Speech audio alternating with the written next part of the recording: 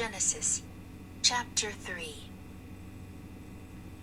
Now the serpent was more subtle than any beast of the field which the Lord God had made. And he said unto the woman, Yea, hath God said, Ye shall not eat of every tree of the garden? And the woman said unto the serpent, We may eat of the fruit of the trees of the garden, but of the fruit of the tree which is in the midst of the garden, God hath said, Ye shall not eat of it, neither shall ye touch it, lest ye die. And the serpent said unto the woman, Ye shall not surely die. For God doth know that in the day ye eat thereof, then your eyes shall be opened, and ye shall be as gods, knowing good and evil. And when the woman saw that the tree was good for food, and that it was pleasant to the eyes, and a tree to be desired to make one wise, she took of the fruit thereof, and did eat, and gave also unto her husband with her, and he did eat. And the eyes of them both were opened, and they knew that they were naked, and they sewed fig leaves together, and made themselves aprons. And they heard the voice of the Lord God, walking in the garden in the cool of the day. And Adam and his wife hid themselves from the presence of the Lord God amongst the trees of the garden. And the Lord God called unto Adam, and said unto him, Where art thou? And he said, I heard thy voice in the garden, and I was afraid, because I was naked, and I hid myself. And he said, Who told thee that thou wast naked?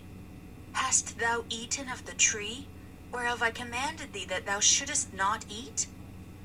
And the man said, The woman whom thou gavest to be with me, she gave me of the tree, and I did eat. And the Lord God said unto the woman, What is this that thou hast done? And the woman said, The serpent beguiled me, and I did eat.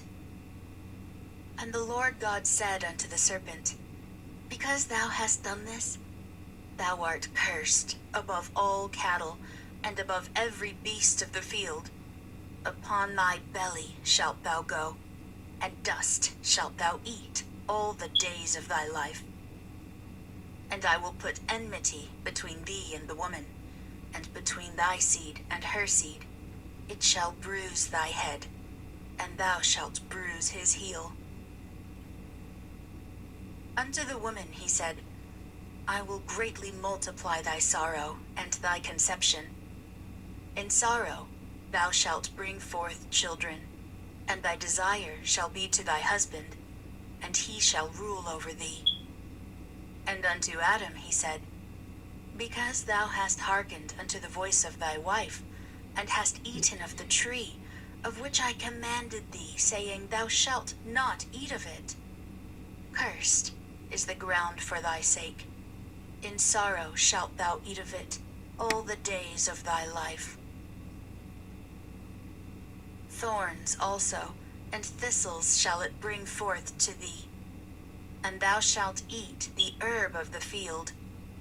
In the sweat of thy face shalt thou eat bread, till thou return unto the ground. For out of it wast thou taken, for dust thou art, and unto dust shalt thou return.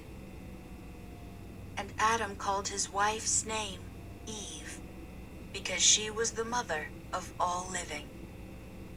Unto Adam also, and to his wife, did the Lord God make coats of skins, and clothed them. And the Lord God said, Behold, the man is become as one of us, to know good and evil.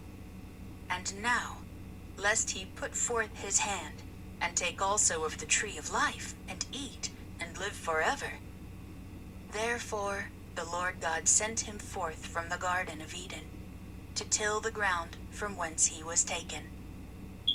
So he drove out the man, and he placed at the east of the Garden of Eden cherubims, and a flaming sword, which turned every way.